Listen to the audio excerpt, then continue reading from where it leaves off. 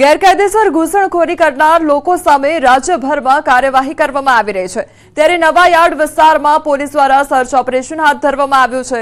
પોલીસે 200 થી વધુ શંકાસ્પદ લોકોની અટકાયત કરી છે। સાથે જ તમામ લોકોના ડોક્યુમેન્ટ વેરિફિકેશનની પ્રક્રિયા પણ શરૂ કરી દેવામાં આવી છે।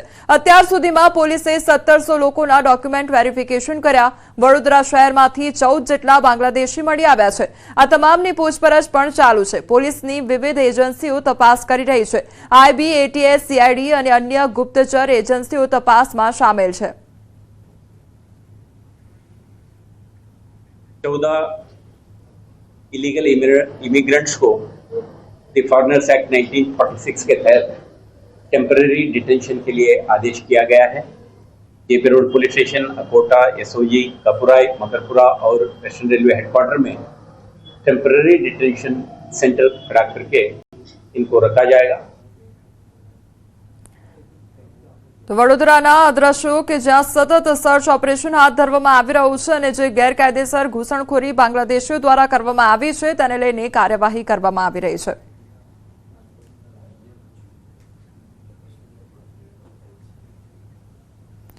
છેલ્લા 3 દિવસથી વલસાડ જિલ્લા પોલીસ દ્વારા બાંગ્લાદેશી ઘૂસણખોરોને ઝડપવા જિલ્લાના તમામ પોલીસ સ્ટેશનમાં સઘન કોમ્બિંગ અને સર્ચ ઓપરેશન કરવામાં આવી રહ્યું છે।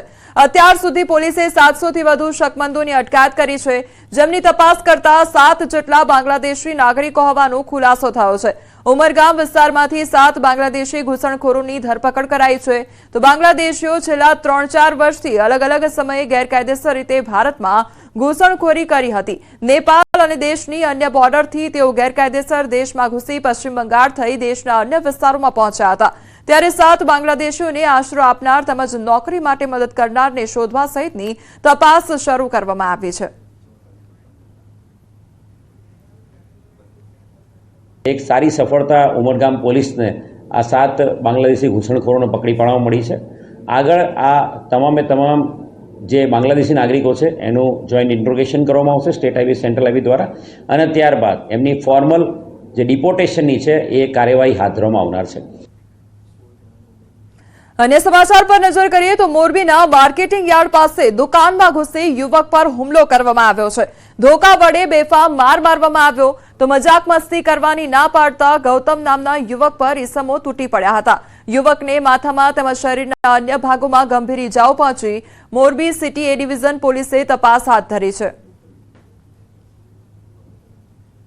આવીને માથામાં ધોકા મારી ગયા। ઓળખીતા છે? કોણ છે? હા, ઓળખીતા છે। નામ છે? શું મારા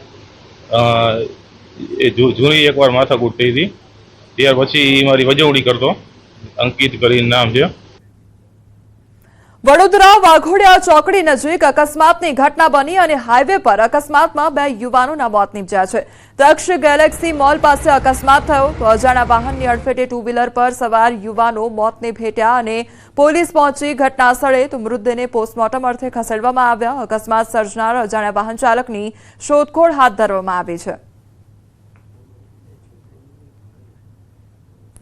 ખેડા જિલ્લા ભાજપ પ્રમુખના નામની જાહેરાત કરવામાં આવી છે। ખેડા જિલ્લા પંચાયતના પૂર્વ પ્રમુખ નૈનાબેન પટેલના નામની જાહેરાત કરવામાં આવી છે।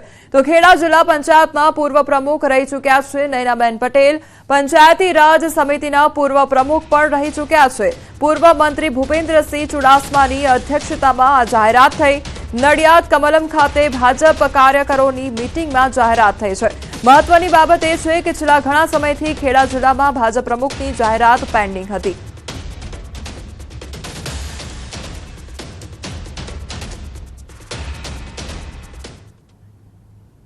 દેવભૂમિ દ્વારકા ખંભાળિયાના રેલવે સ્ટેશન નજીક બબાલ સર્જાઈ। જાહેર માર્ગ પર મારામારીનો વીડિયો વાયરલ થયો। યુવતીએ જાહેરમાં યુવકને માર માર્યો હતો અને યુવતીએ જાહેરમાં યુવકને 8 જેટલા તમાચા માર્યા હતા। તો રકઝકના અંતે યુવક યુવતીની ચુંગાલમાંથી ભાગ્યો હતો। સમગ્ર બનાવનો વીડિયો સોશિયલ મીડિયામાં વાયરલ થઈ રહ્યો છે।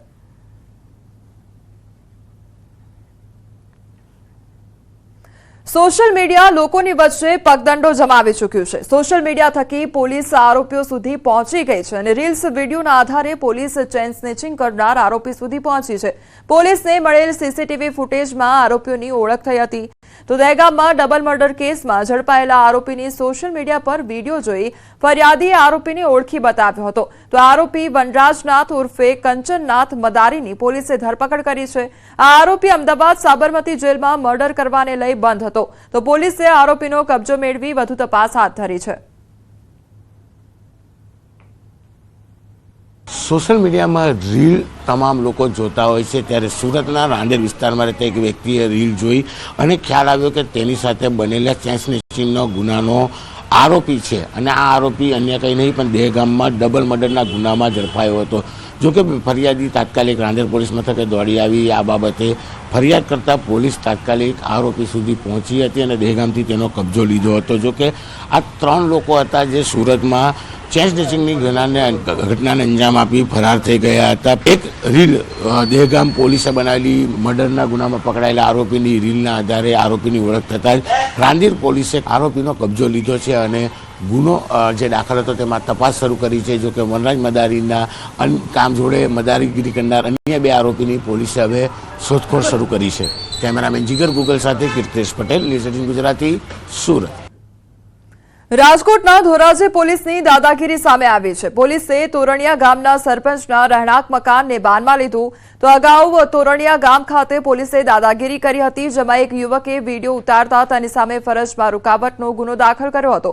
આ કેસમાં સરપંચ દ્વારા યુવકોનો સાથ આપતા હવે પોલીસ સરપંચની પાછળ પડી હોવાનો આક્ષેપ ખુદ ગામના સરપંચ દ્વારા કરવામાં આવી રહ્યો છે.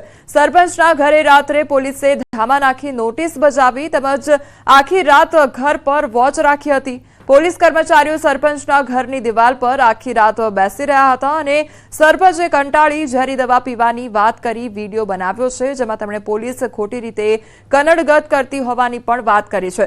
સરપંચના સમર્થનમાં ગામની મહિલાઓએ પોલીસના વર્તન પર સવાલો ઉઠાવ્યા છે. ઘર બહાર મહિલાઓનો જમાવડો, સરપંચના પત્ની સહિતના પણ આક્ષેપો કરવામાં આવ્યા છે અને ધોરાજી પોલીસના વર્તન સામે સવાલો ઉભા થયા છે.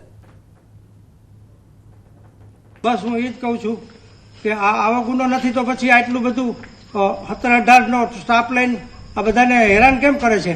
મારો છોકરો તો 200 માણસના રાહતના કામ ચલાવે છે ગામમાં અને આજ 3 દિવસ ત્યાં રાહત પણ બંધ છે. મારા ગામના 2 વ્યક્તિ મેહુલ વાઘેલા અને રમેશ વાઘેલાને એમની કોઈક આંતરિક મેટરમાં એમના વિરુદ્ધ અરજી હોય જેતપુર એમને બોલાવવામાં આવ્યા હતા. ત્યારબાદ જેતપુર પોલીસ દ્વારા એમને માર મારવામાં આવ્યો હતો.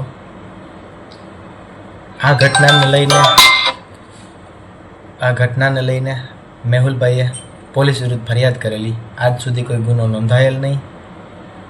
ત્યાર પછી એમણે વિરોધ પ્રદર્શન કરેલા, ધરણા કરેલા, ડીવાયએસપી સાહેબને રજૂઆત કરેલી. બહુ બધી કાળાકૂટમાંથી બહાર નીકળવા છતાં કોઈ ગુનો નોંધાયેલ નહીં. આ દરેક વાતમાં મેં સરપંચ હોવાના નાતે એમનો સાથ આપેલો, ન્યાય માટે લડત આપેલી.